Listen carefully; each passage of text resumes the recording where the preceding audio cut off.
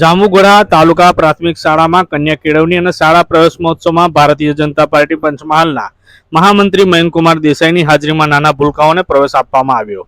જાંબુઘોડા તાલુકાની મધ્ય આવેલી પ્રાથમિક શાળામાં આજે શાળા પ્રવેશ મહોત્સવનું મોટી સંખ્યામાં ગામના વડીલો, ભાઈઓ, બહેનો તથા વિવિધ શાખાના અધિકારીઓ અને પદાધિકારીઓ હાજર રહ્યા હતા। આ શાળા પ્રવેશ મહોત્સવમાં મયંકુમાર દેસાઈને સ્ટેજ પરના મહાનુભાવોના વરદ હસ્તે આંગણવાડીના 18 બાલવાટિકાના 22 અને ધોરણ 1 ના 30 બાળકોને કુમકુમ તિલક કરી સરકાર તરફથી આપવામાં આવેલી શૈક્ષણિક કીટ, મયંકુમાર તરફથી બેગ, વિવિધતા તરફથી પેન, પેન્સિલ, કંપાસ, બિસ્કિટ જેવી વસ્તુઓ આપીને આજે વિધિવત શાળામાં પ્રવેશ અપાવ્યો હતો।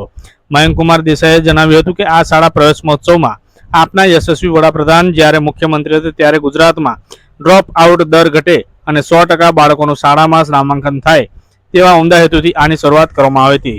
જ્યારે મયંકુમાર દેસાઈ દ્વારા આ શાળામાં સમગ્ર વર્ષ દરમિયાન શિક્ષણમાં સારું પ્રદર્શન કરનાર બાલવાટિકાની ધોરણ 8 સુધીના પ્રથમ નંબર મેળવનાર બાળકોને ટેબ્લેટ અને બીજો નંબર મેળવનાર બાળકોને મોબાઈલ રૂપે ઇનામ આપવામાં આવ્યા હતા। આવા તાલુકા શાળા જાંબુઘોડાના કુલ 18 બાળકોને ઇંગ્લિશ મીડિયમ સ્કૂલના 14 બાળકોને ઇનામ આપવામાં આવ્યા હતા અને આવતા વર્ષે પણ આ જ રીતે ઇનામ આપવાની જાહેરાત કરી હતી।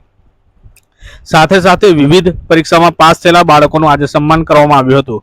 આ શાળા પ્રવેશ મહોત્સવમાં વિશાળ સંખ્યામાં ઉપસ્થિત ગ્રામ લોકોએ સરકારની વિવિધ યોજનાઓ વિશે માહિતગાર કર્યા હતા, જેમાં કોમન એન્ટ્રન્સ એક્ઝામમાં મુખ્યમંત્રી જ્ઞાન સેતુ સ્કોલરશિપ, મુખ્યમંત્રી જ્ઞાન સાધના સ્કોલરશિપ યોજના, નમો લક્ષ્મી તથા નમો સરસ્વતી જેવી યોજનાઓ વિશે ગ્રામજનોને માહિતગાર કર્યા હતા।